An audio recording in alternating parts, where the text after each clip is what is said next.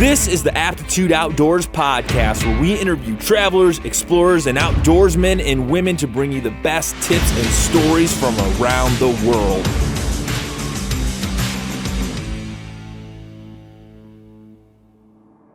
Life is hard, and we're out here doing larger-than-life things, whether it's pushing ourselves physically in the outdoors or mentally at work or in the podcast studio.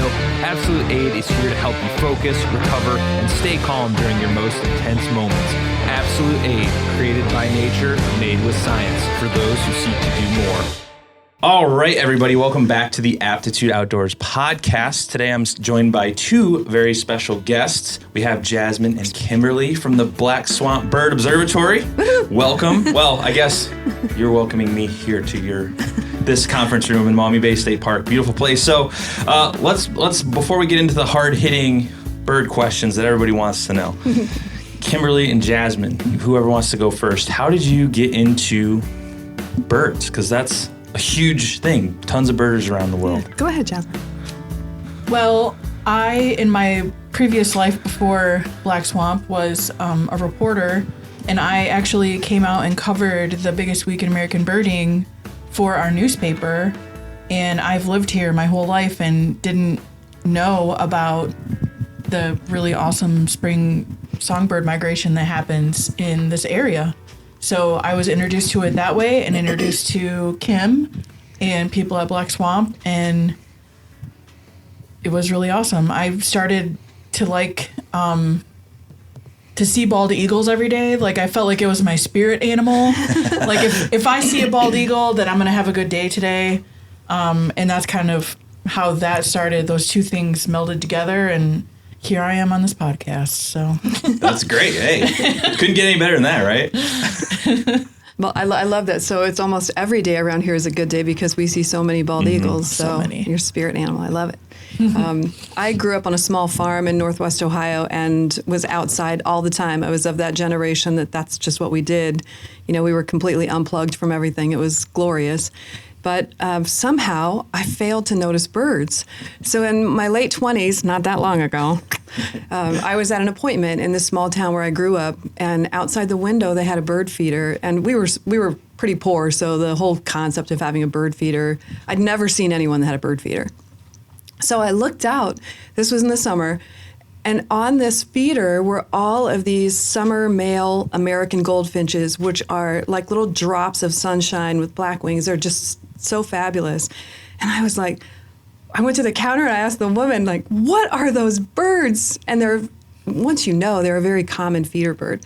So the woman was like, those are goldfinches. They're everywhere. They're really common. And I was like, I have to see these birds. If something like that has been right under my nose my whole life, spending time outside, what else is out there? And seriously, the entire course of my life changed in that moment. I mean, I've been on a mission in life ever since to learn more about birds and to connect people with birds. Well, the one thing I've come to know after learning about birding and attempting a little bit myself before we started, I told you how not good I am at it, but no such thing. Birders are all in. Like, you're either not a birder or you're like, that's all you live for. And, you know, I think one of the things that I've noticed over time that blew me away when I first started, they're so unassuming. Because you come out and there's just people walking around and they got like their like typical birder outfits on. It's just like a stereotype. But they're walking around with these like $10,000 lenses and stuff, and they're getting these like amazing pictures of these birds. And, you know, I have a background, you know, a lot of my conservation understanding comes from hunting and stuff like that, which is a totally different ballgame from birding, like two different worlds. But the passion is like insane on both ends. It's very, very awesome to see. So what's the birding community like overall, since I'm not like actively involved with it? I get out and take pictures occasionally, but that's about the extent of my knowledge of birding. Well, I'm about to have a classic Kim Kaufman moment where in the first 5 minutes of your podcast, I'm going to challenge some of your conceptions about, your perceptions about birders, because the experience here in Northwest Ohio at any time of year might not be the best gauge of the birding community at large. Because it's one of the things that I love most about birds is that you can do it at any level and find joy in it. You can sit in your recliner and watch birds at your feeder and get so much peace and joy and excitement from it without ever leaving your house. Or birds might lead you to travel all around the world, like my husband Ken has done. He's birded on every continent, is just so driven to pursue birds everywhere and learn about every bird he can find. But there's no such thing as a typical birder. Anybody can be a birder. In fact, I feel like everyone is a birder, they just don't know it yet. And that's part of our job at Black Swamp Bird Observatory and the biggest week in American birding, is to make that connection. Because once you discover birds, those insanely passionate people that you encountered, Paul, they're out there. I'm one of them, for sure. It can change your life. So birds are beautiful. They sing amazing songs from simple to complex.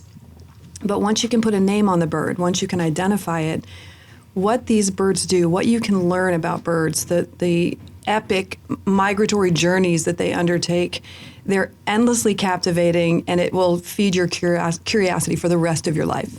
Yeah, and I mean, that wasn't a stab at birding, No, a jab. It's like I didn't take it that way at all. No, it's just such a cool concept because there's so many birds, and especially we live in this hot spot here, which we'll talk about at some point in this podcast, obviously.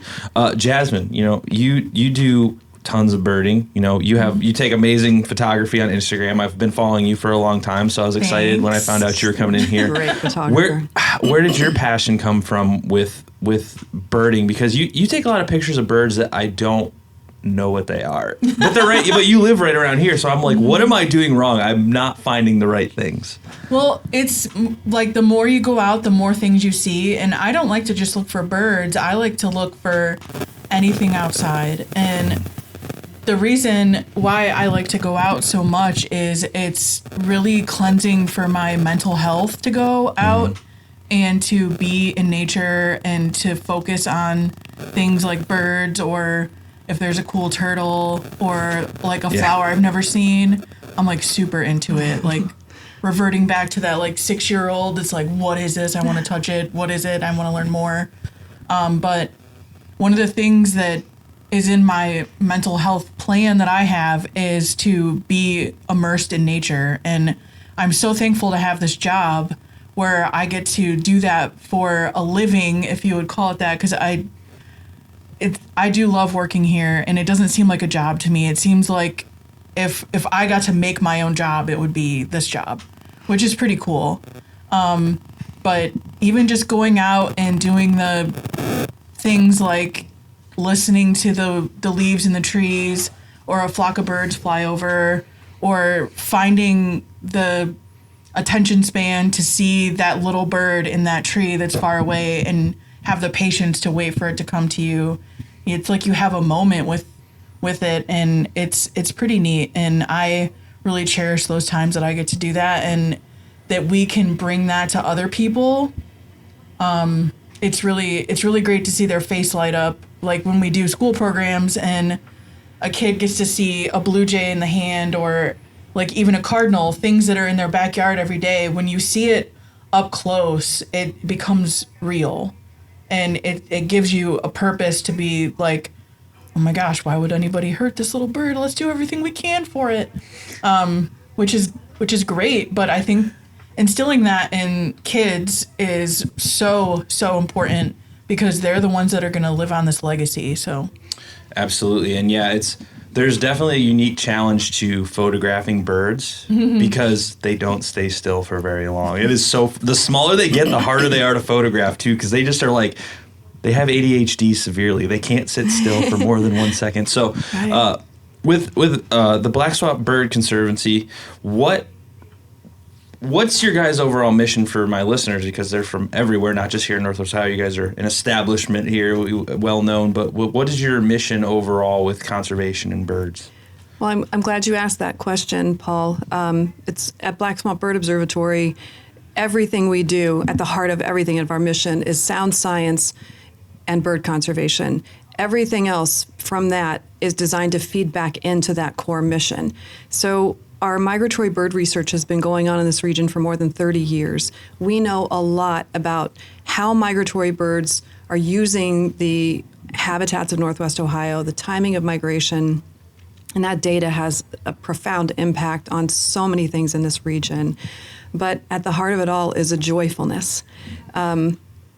you can argue about a lot of things, but I don't think anyone would argue that we all need more joy in our lives. Yeah. And Jasmine touched on that when you make that connection, whether it's with a kid who's 5 years old or the bus driver who drove the students out, who's never thought of birds, who gets drawn into those school programs, that everything we do is to drive home the mission that you don't get any of this. You don't get the joyfulness of birds.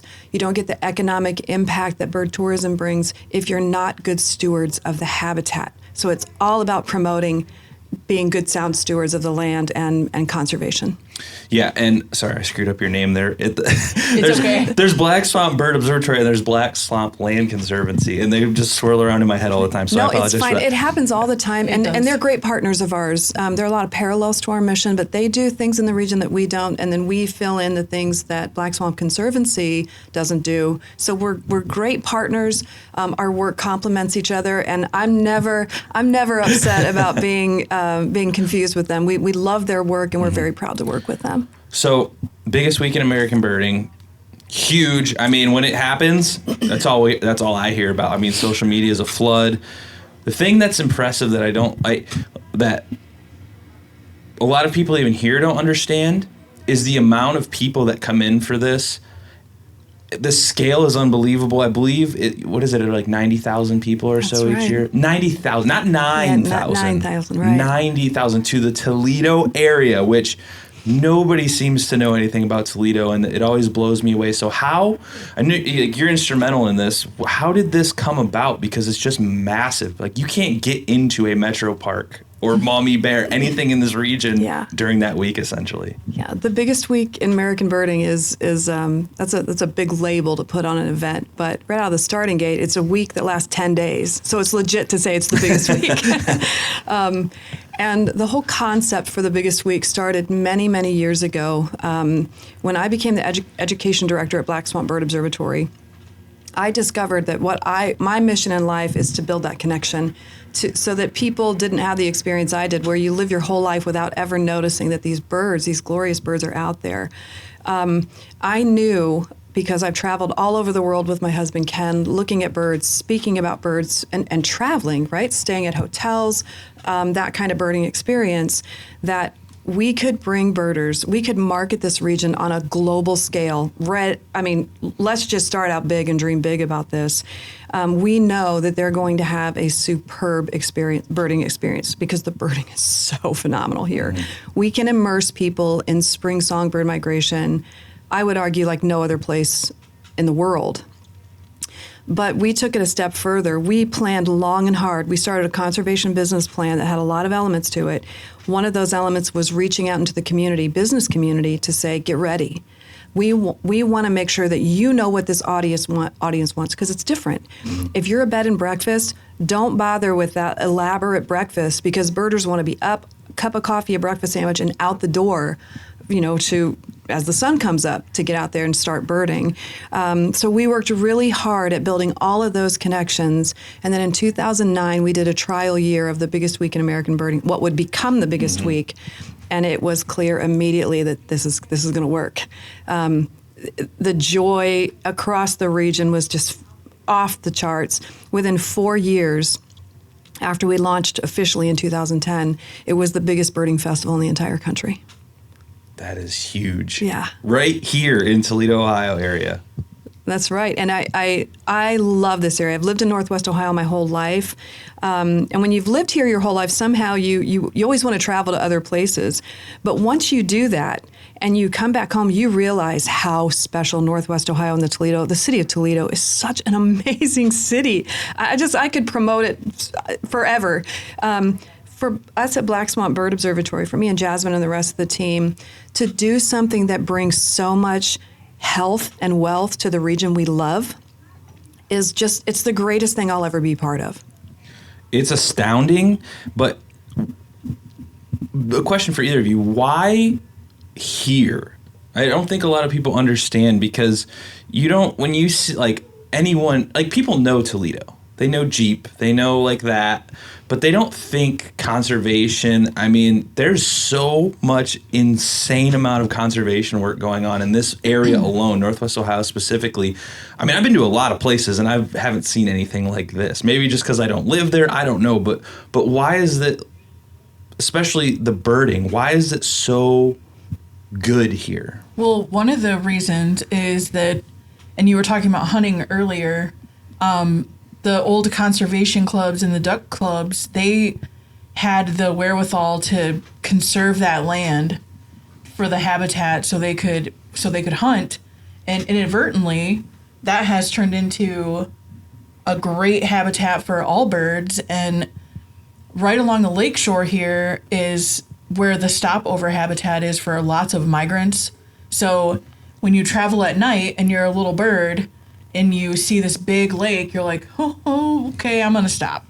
And you stop, and it's right in the Toledo area in Northwest Ohio along the lakeshore on those beach ridge habitats, and they just pile up and pile up and pile up.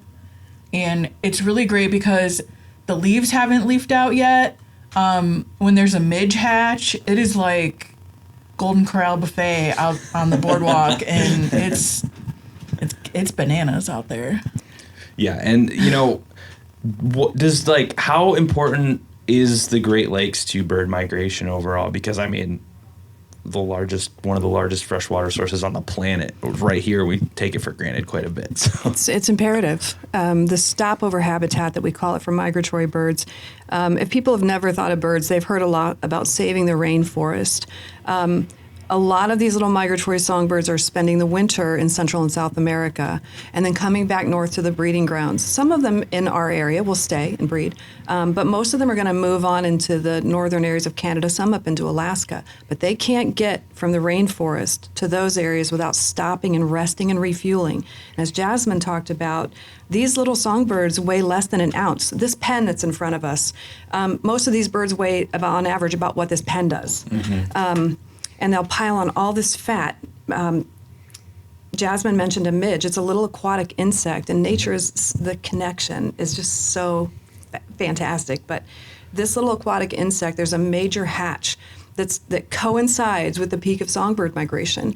And these little midges will be covering all of the trees and shrubs, and the birds are just feasting on it. So she's right. So it's like at the Golden Corral, this buffet for birds.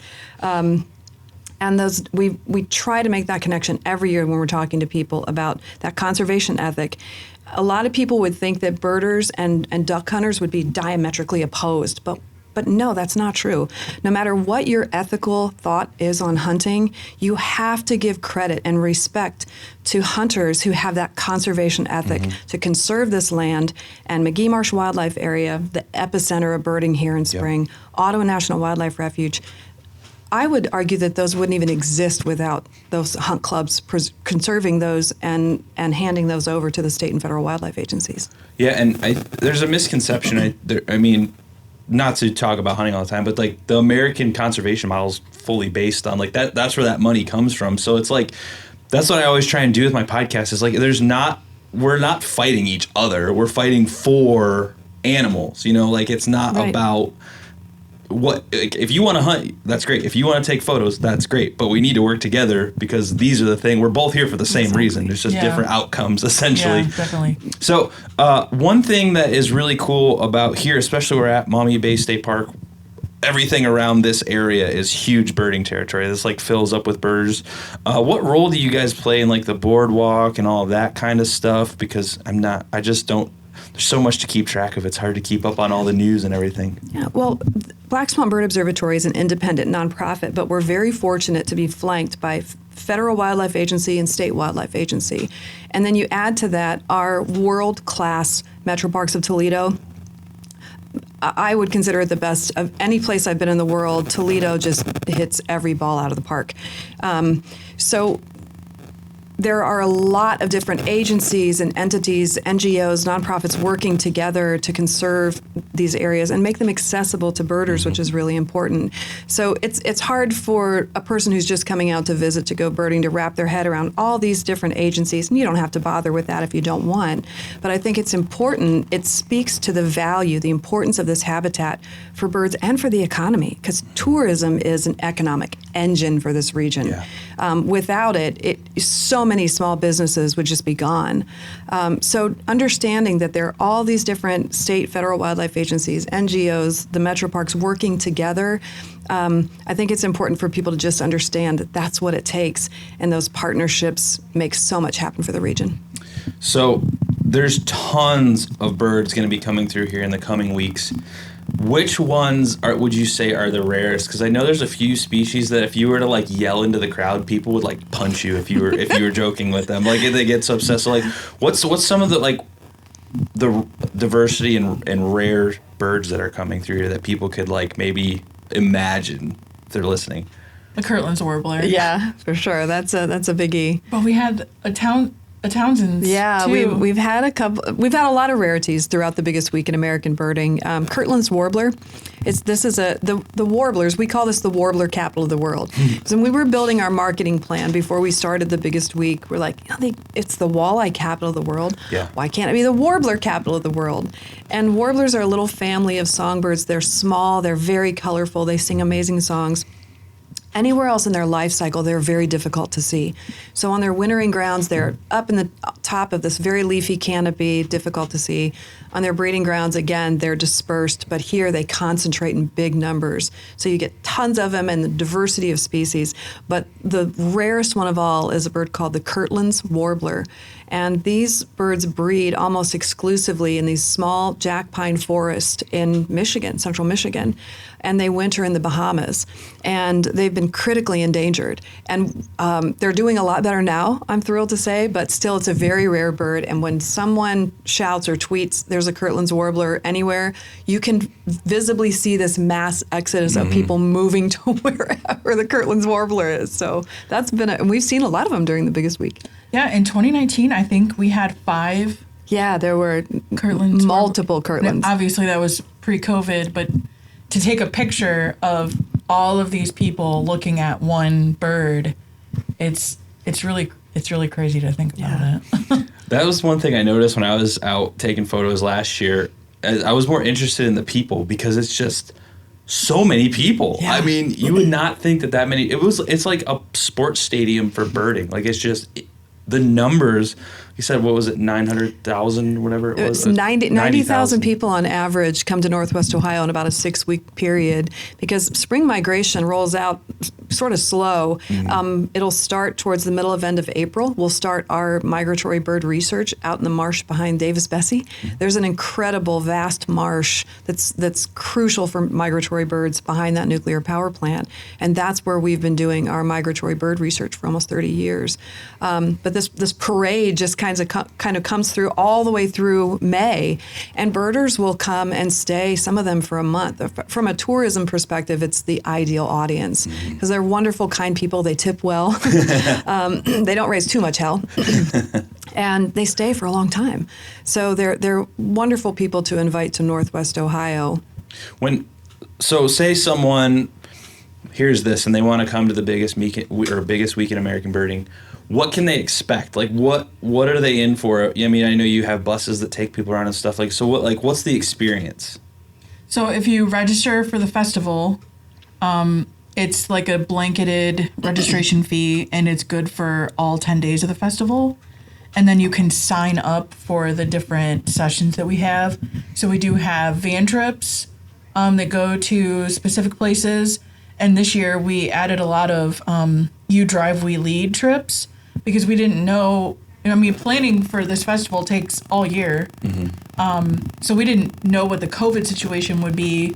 So we did add more You Drive, We Lead trips because we didn't know how comfortable people would be getting in vans together. But people are so excited to get out and go birding and be with each other that those van trips were like, boom, we're full. Okay. And then we have keynotes every night, and we also have bird ID workshops and that are beginning and advanced. We have we have all kinds of stuff for anybody. Oh, and we have movies this year. We have 3 movies. Nice. So a Golden Eagle movie. We're showing Flight Path from WGTE PBS, and a Piping Plover documentary from one of our Piping Plover volunteers, because not only is this the biggest week in American birding, but we also had really special visitors last year to Maumee Bay, which were the first nesting piping plover in over 80 years. And we led the monitoring program for that, and they were successful and had 4 chicks. I believe, That which led to the longest summer in American birding ever. Indeed. A summer that lasted until October. Yeah. is that the documentary? Is it Christie? Yeah, that Christie made Frank. Frank? Yeah, Christie Yeah. Frank Photography. Yeah. Yeah, she's an amazing local photographer She's too, a filmmaker, everything. phenomenal human being and a great photographer, journalist, and she was a key part of our volunteer crew. But She was out there almost every day. I believe it. Yeah. And the thing I love the most about this festival is that you don't have to be an expert birder. You don't even have to be a birder at all. If you see it on the news, if you hear it on this podcast, there's something for everyone. It's the perfect opportunity to come out and try birding for the first time. Because if you step foot on the McGee Marsh Boardwalk, it'll be crowded. And people talk about the crowds. And some people, that's not their thing, and I respect that. But give me a crowded boardwalk over an empty boardwalk, because that translates into more support on the ground for habitat conservation. And these are some of the friendliest people anywhere in the world. So if you're new, you don't have to have equipment. It helps, of course. Yeah. But just go on the boardwalk at McGee Marsh Wildlife Area, and it's sort of like when you discover anything, it's part of human nature. If you find something cool, you want to share it with someone. And people love to share their knowledge. Birding is exactly like that. So if someone sees a golden wing warbler or Kirtland's warbler, it doesn't even have to be a rare bird. A robin sitting on a nest along the boardwalk, people want to share. So they'll point birds out to you. They'll help you identify them, tell you, let you try their binoculars. It's just, there's such a positive, cool vibe that just is infused throughout the biggest week, and that's intentional. We put a lot of love into this event and a focus on inclusivity. I don't care what you do, who you are, what walk of life you come from. If you like birds and you want to come out and be part of us, there's a place for you here to come out and enjoy birds. And it's just such a cool event. I hope people will come out and try it. Yeah, and that's one of the things that I learned a long time ago. I took like the base level naturalist trainings or whatever when I worked for a summer at Metro Parks, and it's so funny because you, as someone who loves the outdoors, you, me, all of us here, I don't want to say I don't care about a robin, but it's not exciting because you've seen a robin every day since you were born. But the thing I learned with that is, like, when you're teaching the public, they just want to see anything. Yeah, they don't care. And absolutely. Even now, there's people at the biggest week walking down the boardwalk looking at these rare birds, and I'm like, I don't even know what this bird is. I've just seen this one for the first time, and I'm excited to get a picture of it. And I'm the kind of guy, I'll take the picture, and I'll try and figure out what it is later. That's the best way. Because then you can, like, research it and study it. And I think what you guys are doing is amazing. What kind of, is there any kind of base level equipment you'd recommend people if they'd never done this before, like just so they can see better, or books like field guides? I know you've written field guides and things like that. What would you recommend? Say this is their first year coming, they want to check it out. Well, what should you bring? Just there, you could go on. We have whole classes on how to choose binoculars and field guides and the equipment that you need. We've got a Birding 101 workshop at the biggest week. So if people are interested, it's a great opportunity. And the instructor, Cassidy Ficker, is just one of the most amazing human beings. She's the perfect person to teach this workshop. But a couple of general rules of thumb that would benefit everyone is never buy a binocular that's sealed up in plastic. So don't go pick a binocular up off a rack that's sealed in plastic. You have to be able to try it. You don't have to spend $1,000 to get a good binocular. We will have on the grounds of Black Swamp Bird Observatory, a gigantic white tent that we call Optics Alley. And every optics dealer in North America practically will be there. It gives you the opportunity to pick the binocular up, look through it, see if the weight, the balance works for you. Little tips like the interpupillary distance, so how far the binoculars come down. Based on the width that your eyes are apart. All those little things make a difference. So just make sure that you can go someplace where you can pick up a variety of binoculars and try them out before you buy it. I would say if you plan to spend at least between $100 and $200, that's when you get a good binocular. I've found so many times people say, "Oh, I tried birding and I just couldn't get the binocular to work." They don't realize that the binocular failed them. The binocular is either broken or doesn't work, so the binocular can be key to the birding experience. But you can also just go out to a pond somewhere and watch geese or swans. You don't even have to have the equipment, particularly on the McGee Marsh Boardwalk, because the birds are so close. Yeah, and that's awesome because I don't have like super nice binoculars. I just have a regular pair that I've had for hunting that my dad gave me, but they're decent. But like, you don't have to take photos. That's the thing, is like everybody wants to, they see these, they probably see these like $10,000 lenses and they get intimidated. I get intimidated and I have a sweet lens. So it's just like, this is cool, but that's like next level obsession right there. That's awesome. And I think this region gets a lot of crap like overall, which is kind of not great for conservation work, but you guys are doing some amazing conservation work. What are some projects that you're working on right now? I mean, I know a lot of your studies are like long-term studies, but is there anything that you're kind of really excited about currently that's going on conservation-wise? The Bird Observatory is not directly involved. We're not doing on-the-ground habitat conservation, but the essential element that we provide for Howard Marsh, for example, Howard Marsh, it's a new project, one of the newest projects for Metro Parks of Toledo. It's a massive area that had been agricultural fields that's been converted into an incredible marsh complex. The reaction from the birds was immediate and amazing. We had things like a rare bird, black-necked stilt, which is, people freak out when they see the bird. It nested there and raised young at Howard Marsh. But Black Swamp Bird Observatory provided the on-the-ground bird surveys, the before version. So in other words, here's the comparison of what was here or wasn't here before, and now doing that after the restoration and giving that baseline data that people need to say, here's the metric we can use to see how birds responded. And we've done that for a number of projects in the region, for the Metro Parks, for the Nature Conservancy, Ducks Unlimited, et cetera. And we're continuing to do that. Yeah, and that's the thing with, like, conservation isn't just dumping money into stuff. I mean, there needs to be scientific research that's been done, and that's very important. You're not going to know what to spend the money on if you don't know what's going on. And, one thing that always gets, this isn't Biggest Week in Birding, but it's like, it has a lot of impact, I think, for locals, is people go insane when the snowy owls show up. And I know you guys have some stuff on your website about research you've done with snowy owls. So what are those projects about? Because every time a snowy owl shows up, I mean, my phone goes off. I mean, I've never even got a picture of one because this is like an hour from my house. I'm like, I gotta try. But it's like, what are you working on with the snowy owls specifically? Well, those big charismatic species, Jasmine talked about noticing bald eagles. Those are typically the first birds that people notice if they're just out, driving, and especially in Northwest Ohio. Snowy owls have always been a favorite, but the Harry Potter books and movies made snowy owls just kind of took it through the roof. So people notice them. And we have partnered with an organization called Project Snowstorm. It has a couple of goals in mind. The main one is that these owls, when they're coming down from the tundra in Alaska, and a lot of times it's based on either food supply or they had a tremendous breeding season, and you have a lot of young dispersing out far and wide, and they're not that savvy yet, so sometimes they travel a little farther than they would on average.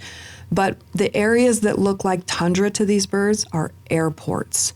And when you take a bird the size of a snowy owl and you combine that with commercial airliners, That's not good. So the project is really looking at how far do we need to move snowy owls away from airports in order to keep them safe. It's a really important project, and we've been very fortunate to be part of it. We've banded and tagged a couple of snowy owls where we're put radio transmitters on these birds so they can be tracked. And it's revealed some astonishing things. People should visit either our website, Black Swamp Bird Observatory, or the Snowy Owl Project Snowstorm. Yeah, and it was funny because I had a author, her name was Lee Calvé, and she wrote a book about owls up in the Pacific Northwest where she lives. Weirdly enough, she's from Ohio, but she had a lot of good info in there about snowy owls specifically. They're like very like solitary creatures, and they're kind of aggressive with their children. So it's really interesting to like learn about people love owls. They sure do. I love owls. To this day, all of my friends have gotten pictures of owls except for me. I'm so bummed out. I've been trying, but they seem very common, but they're very hard to find, and I don't know why. The same with turkeys. Turkeys are elusive creatures, and I don't know how much you want to talk about turkeys, but that's like an American success story right there. Like they were. It was almost our national bird. Yeah, almost exactly. our national bird. But correct me if I'm wrong. They were like extirpated from Ohio for the most part, weren't they? Yeah, they were overhunted, and turkeys are coming back now. I mean, we've had encounters like where we looked out at our house not far from McGee Marsh, and I was like, okay, so there's a turkey in our bird feeder. We have a turkey now. So the state and federal wildlife agencies have done an incredible project of bringing wild turkeys back to some of their original areas. But it's tough because the habitat that the birds need is basically gone. So a lot of the restoration that's going on in the region, you mentioned that earlier, Paul, there's a lot of habitat restoration, and that's fueled by a couple of things. I do believe that the biggest week in American birding has helped raise awareness of and connected the dots of the economic value of conserving and restoring habitat in the region. As long as we make it accessible for birders too, it's a win-win for everybody. So at the end of the biggest week in American birding, we send out a post-event economic impact study and travel study. We mentioned that 90,000 birders come here, but we know a lot about where they stay, how long they stay, and how much they spend. So in the history of the biggest week in American birding, we've had registrants from every state, more than 50 countries, 6 continents. So if anyone knows someone from Antarctica and you could have them register for our festival, that would be great. I'll try. And every year in about a 6-week period, birders inject about $40 million into the local economy, and that's probably lowballing it at this point. When the festival's done, we take that data and we go out and speak everywhere to Rotary clubs, any group that wants to hear, visiting with township trustees, city council members to make sure they understand this is what's happening right here. You add to that the algal blooms in the lake, and everything comes together to build support for restoring habitat, and it's happening everywhere. It's so exciting to see. And that's, I'm glad you brought that up because we get so involved in what we're passionate about as conservationists or people who just love the outdoors in general, but we often forget that this is all connected. When there's an algal bloom right outside the doors here, Maumee Bay State Park Lodge, all this stuff, that's not just affecting the fish or the people can't swim for a few days. Like this all is coming together. So it's like what is happening 100 miles downstream of the Maumee River on farming is affecting what's happening out here to the bird migration, and then like what's happening in Fort Wayne could be affecting here. So it's all interconnected, and I think like we often forget that bigger picture because we're so concerned about this bird species. Like I love this one single bird, I want to protect it. It's like we need to look at bigger pictures, and that's where I'm happy to be part of multiple different worlds in the outdoors because I can see the different perspectives from hunting to conservation to birding to hiking and backpacking. Like it's so awesome. But, you said the economic impact that this brings in is huge. $40 million in a week, 10 days? It's about a 6-week period. The birding tourism industry that we've developed at Black Swamp Bird Observatory, we built this. It was not happening before. So none of this happened by accident. This was a very detailed plan that took about 3 years to build or more.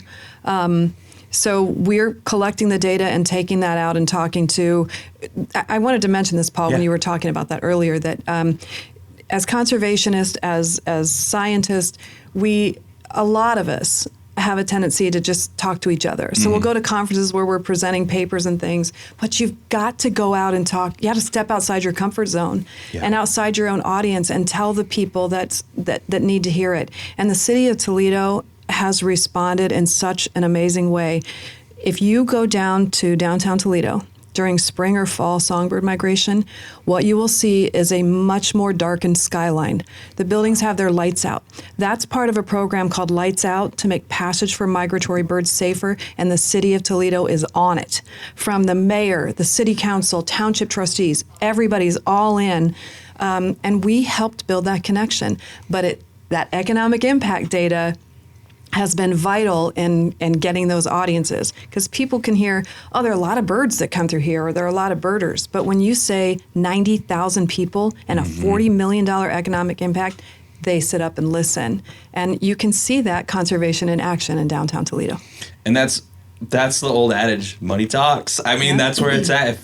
And it stinks that it has to be that way sometimes, but that's the reality of the world we live in. It's all economy based. So conservation is an economic game in the end. So, I think people need to be more conscious of that. And the outdoors industry in Northwest Ohio is massive outside of the biggest week in birding. I mean, we have a Bass Pro here. That's saying something. Yeah, that is sure. big, and that, they don't just drop those in random spots around the U.S. for fun. That's a big, thing for the outdoors world especially. But one thing, we can't have a podcast about birding and conservation without talking about what are some of the challenges facing these migratory birds nowadays. I know you have some literature on your website about wind turbines and stuff like that, but what are some of the issues that people should be aware of, because we want these birds to continue to live their life cycles forever, Sadly, it's many.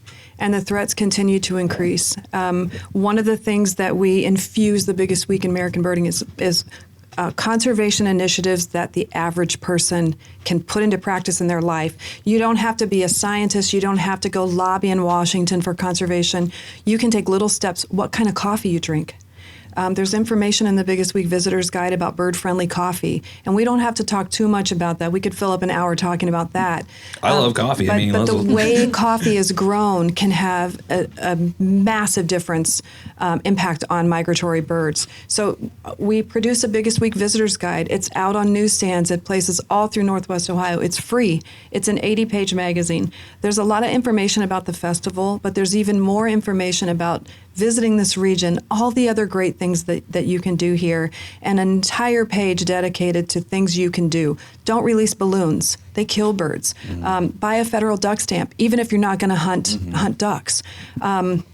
Drink bird-friendly coffee, all these different things that people can do in their daily lives, and we should all be doing that, because birds are an indicator species. If birds aren't doing well, humans aren't doing well. So we should all be invested in making the planet safer for birds and for ourselves.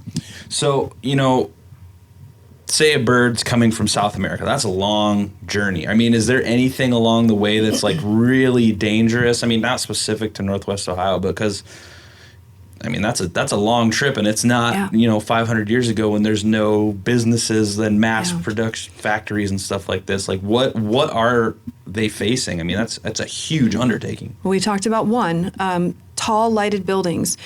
Jasmine talked about this earlier, that if humans could fly, we could migrate the way that ducks and geese and waterfowl do, because the adults show the young the way, and they migrate during the day using visual landmarks.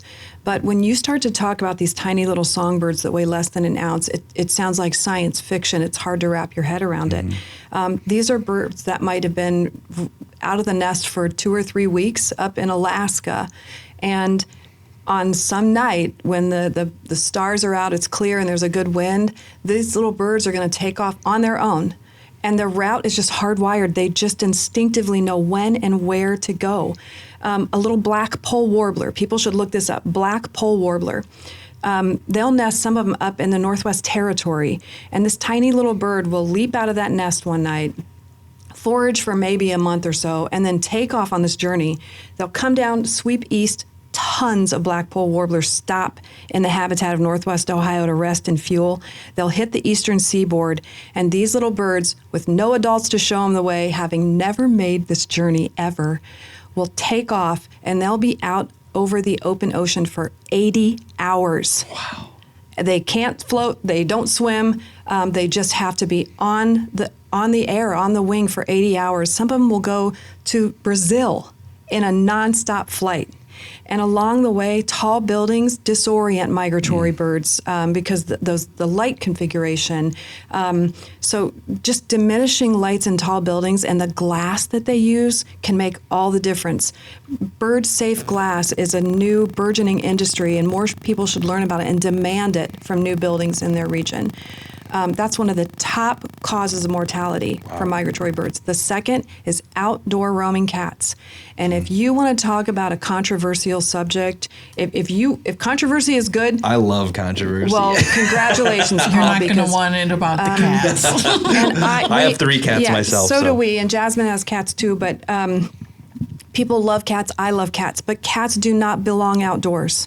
They're domestic animals. This whole idea that we should spay or neuter and dump those cats back out to suffer unspeakable numbers of ways to die is one thing. But they also, when they're out there, kill billions with a B, billions of migratory birds. It's a problem that we've all got to come together to discuss openly without hatred and vitriol. It's a polarizing controversy. But the bottom line is that there's tons of data that supports that roaming cats, even your little kitty that lives in the house, your cuddle partner, when it goes out, it will kill things. It's just what they do. So we've got to start talking about that in a meaningful way. There's a lot of information in the Biggest Week Visitor's Guide. Wind turbines in the wrong place kill millions of birds, from bald eagles to songbirds. And people say, well, wind turbines, cats kill more birds, buildings kill more birds, but cats don't kill golden eagles. So it matters, that data matters. And where we put wind turbines can make all the difference. Unfortunately, right now in this country, there are no regulations that say that they're putting wind turbines up now in very sensitive bird areas. We've got to stop that. We need renewable energy. My God, do we need renewable energy? Yeah. But in the wrong place, it can have such a massive impact on birds, from migratory birds to golden eagles, and we've got to do better. We've got to do better. And we have some wind turbines around here, and not like in the scale that some places, because I've been out in Texas and California, and it's like the Matrix. I mean, I don't remember if you have the scenes with like all these like giant towers and it's just like, you're like, whoa, it's like miles and miles and miles. There's some up in Michigan too, even that I've seen up when I've went up there to the North Michigan. So yeah, there's so many things to take into account, and I think that's a problem we have with like industry, conservation, renewable energy, all this stuff. Like we're not always on the same page. That's fairly obvious. But like even the things that should be on the same page aren't on the same page. Like birding and wind turbines. Like you feel like those are two of the same field. Like they belong together if you were to think. Yeah.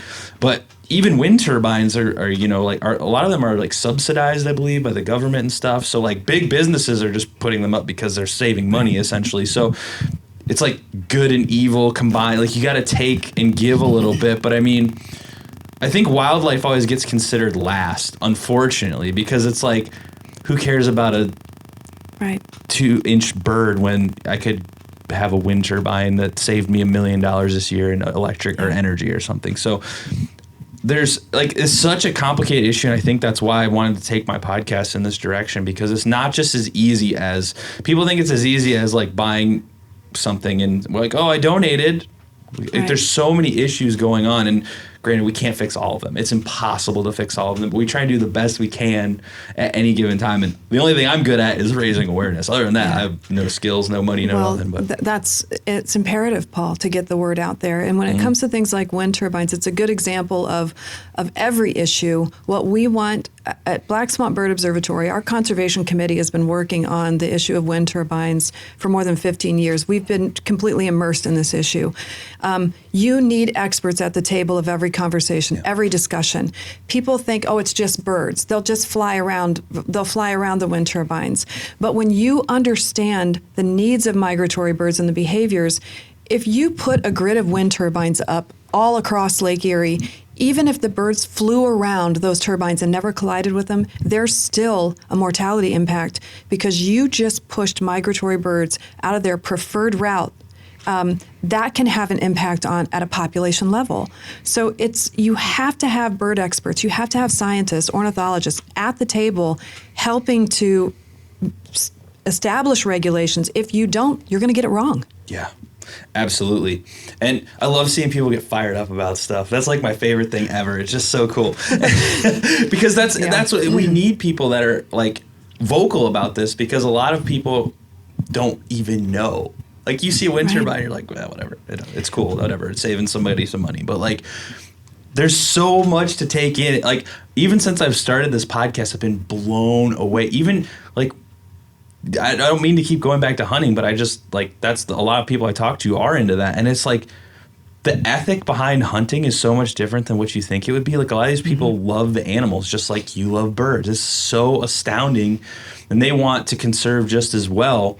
What do you think about the American conservation model being based around that? Basically solely is based around sale of hunting stuff to people, and that's where brings in a ton of money. I mean, that's great, but is there anything that could be done differently? Because I think about that sometimes too. Like it's kind of like pigeonholed into one thing, whereas like you have this whole issue of birds that's very important. I mean, the birds are part of the life cycle of all of the animals that people are out there trying to hunt or whatever. It's all connected in some way. So do you have any thoughts? I mean, you don't have to have a thought on that if you don't. Yeah, well, let me share a little bit about the duck stamp. And I come from a hunting family. I haven't hunted in a long time, but we speak openly. Jasmine talked about it. We talk about it the biggest week. We talk about it with the press, pointing out that even if you've never hunted or you have ethical issues, if you've enjoyed a day of birding at McGee Marsh, you have duck hunters to thank for it.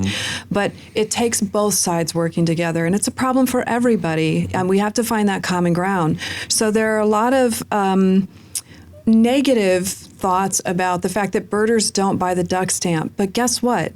They don't, because they don't know about it. Yeah. So we started selling the duck stamp at Black Swamp Bird Observatory and marketing it specifically to birders. Like, you don't have to hunt, but if you buy this, it's arguably the most effective conservation program in the entire country. 99 cents of every dollar going into wetland habitat restoration. All you have to do is buy this beautiful stamp. We would sell it. I'll tell you, Paul, it was the most extraordinary thing. When you market it that way, we sold every stamp that we ordered. We went to the neighboring areas and got their stamps, sold every one of those. But the entire program, the entire duck stamp program, it's a consignment program run by a company called Amplex. You had to send those stamps back. Any stamp that you didn't sell, you send those stamps back with the money for what you sold, right? We knew that we're not sending these stamps back in March.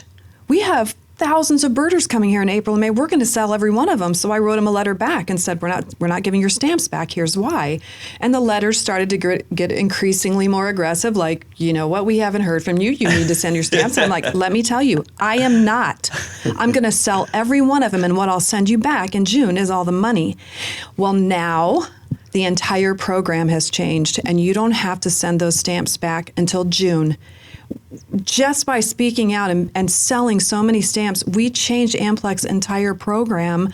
They listen to us, and birders will buy the stamp.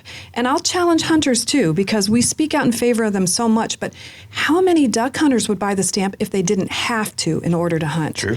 And birders are stepping up by the thousands to buy the stamp voluntarily because they care about conservation too. Let's give them the opportunity. Let's market these programs to everybody. And we'll all work together. We'll find that common ground and we'll all do our part to support bird conservation. That is so genius. I'm glad there's smart people in the world because I'm not one of them. That's genius. It's intentional. Everything we do. Jasmine, I don't mean to talk over you, Jasmine. I'll let you talk, I promise. But just everything we do, we sweat every detail about what word we're using in this sentence or this in the visitor's guide and how that will impact people that are reading it. We think about those things. Everything about the biggest week in American birding, everything about what Black Swamp Bird Observatory does is intentional. We think about it and how it will have an impact. And we dig in and we work harder to make it have the most impact for people and for birds. I love that so much. But let's talk hard questions here. Those are easy questions because we talk about those forever. Favorite bird?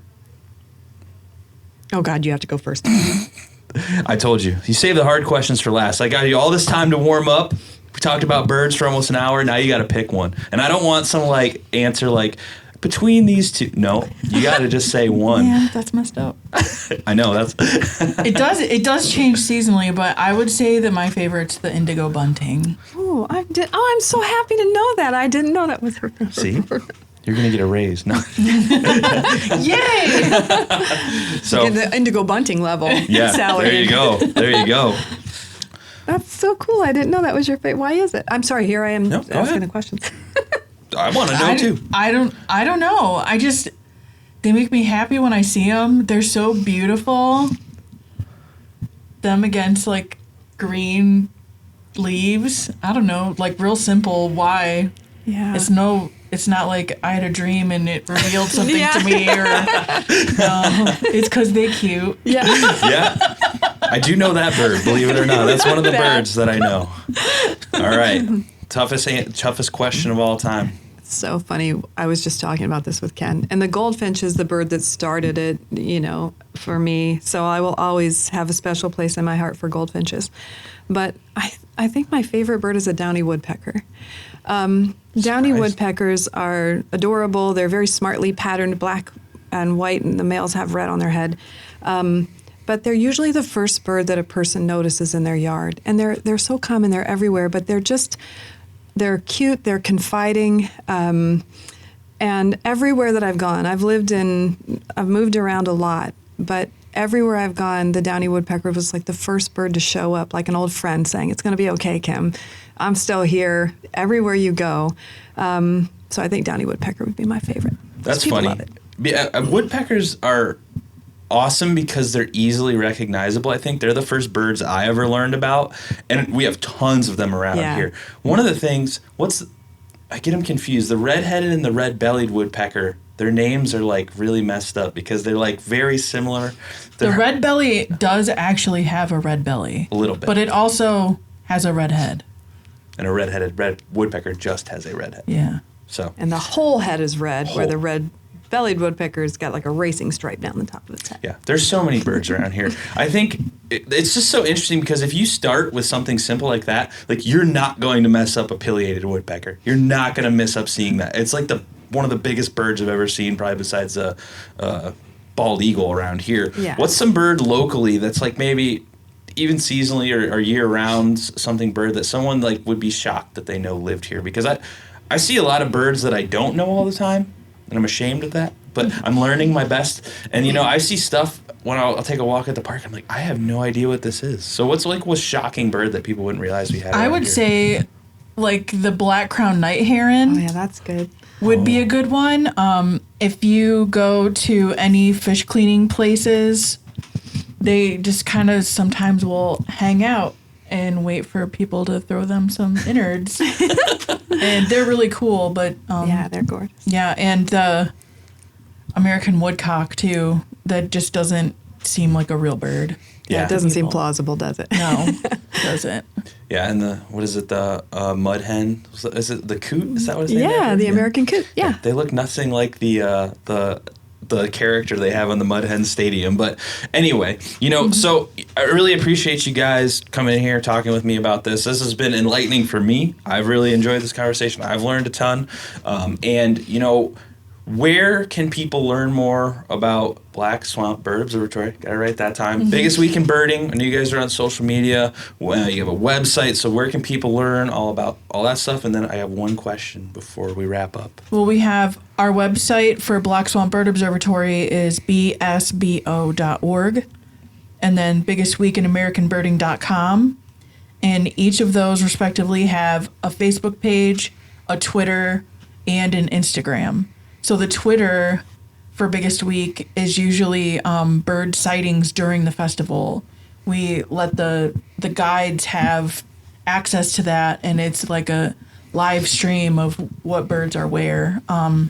So if you follow us on any of those, that would be awesome, because we post daily banding updates also from our Navarre Marsh banding station, and there's one really nice close-up bird picture a day, and it's kind of great. So I love Let that. me just say really quick, Jasmine talked about the guides during Biggest Week, and I do not want to miss the opportunity to say that I am so incredibly fortunate to work with the staff at Black Swamp. They're the dream team to get to work with because we work so hard, it's so demanding. But the volunteers that step up to support everything we do, nothing we do would be possible without this incredible team of volunteers. The Biggest Week is a perfect example, our migratory bird research. So a huge shout out from our heart, the deepest part of our heart, to all the volunteers who make our work possible and help us do all these things for birds and for people. So important to get involved too in concert. If you love animals and conservation, get involved. Go to these places. If you love any sort of animal or anything, get involved with conservation. Like, you don't have to work for a conservation organization. You can volunteer. You can spend your weekends. It helps you guys out a lot. It takes a lot of the burden off of you, and that's really important. But someone like me, I enjoy reading. I like to research stuff. What's some good literature about birds, maybe, if you have anything?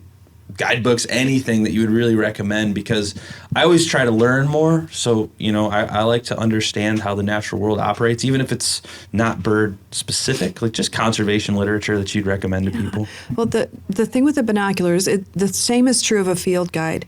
If you're looking for a field guide to birds, an actual book, go to a place where you can look at different versions. Some of them will have photographs, some of them will have paintings, and people, their brains work different ways. So finding a field guide that matches, like picture the bird that you are the most familiar with, a cardinal or a blue jay or a robin, and look at multiple books to see which image fits that image in your brain. That's a good way to try out a field guide. But then I want to go out and figure it out.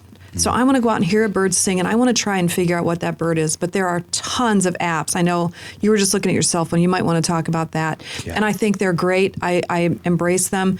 But put me out there with the birds trying to work it out. It's the best way for me to retain that information. My husband writes field guides.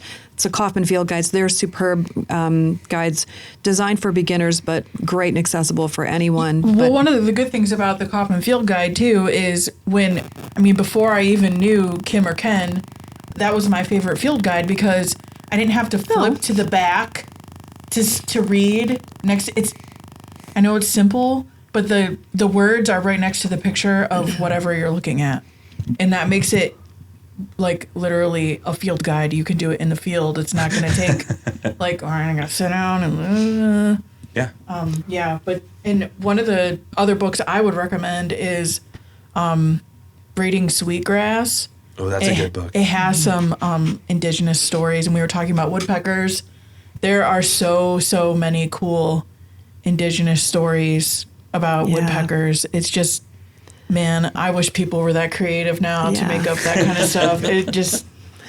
It's super cool. I don't want this to sound like a commercial, but if you want to learn more about spring songbird migration in the region, Ken's most recent book is called A Season on the Wind, and it's about songbird migration in Northwest Ohio specifically, about the research that's going on. It's a superb book for anyone. You don't even have to be a birder to enjoy it. If you live in the region and you just want to know more about this phenomenon that takes place, it's a wonderful read. I would encourage people to pick that up. Yeah, and it talks about hunt clubs and wind turbines and Biggest Week in it. I'm going to have to read it. Yeah. So I always ask this because we all know where you can buy books easily, but where would you prefer that book to be bought? Because where is it going to benefit you the most? Because there's this place up the road that we all know about. Yeah. It starts with an A. But we sell all of Ken's books and many books at Black Swamp Bird Observatory. We have an online swamp shop. Okay. So even if you can't get to the Bird Observatory to pick it up, you can order it online. And speaking of if you can't get out here, we want everybody to register for the Biggest Week in American Birding. We'll take walk-in registrations during the festival right here at Maumee Bay Lodge and Conference Center. That's where we headquarter the festival. But people just have to promise, when you hear this podcast and you're intrigued, you don't have to come to McGee Marsh. You don't have to register for the festival, although we hope you will. Just go out. Go out into our superb metro parks. You will see migratory birds there. Just get out this spring and listen. Listen to the new songs of birds that have moved into the area. That's one thing people never do. They never listen to natural sound. Step outside the door, away from technology, and just listen for 30 seconds to the natural sounds of birds, even in the city of Toledo, and you will be blown away by the nature that's around you. I did that yesterday. We opened our windows for the first time, and I heard the birds, and I was like, yes, finally, it's that time of year. Spring, yeah. Yesterday was the day, too. Yeah, it was amazing. Today, rainy, drizzly. I was hoping I could come out here and sneak in some bird pictures, but it's raining all day, so probably not. But again, I want to thank both of you for coming out here. It's been an awesome conversation. I really enjoyed it. And I will hope that people listening will come out here and enjoy this if they're listening in Northwest Ohio or anywhere in the world. Hey, wide open. You can come out here. And what are the dates again for the festival before we go?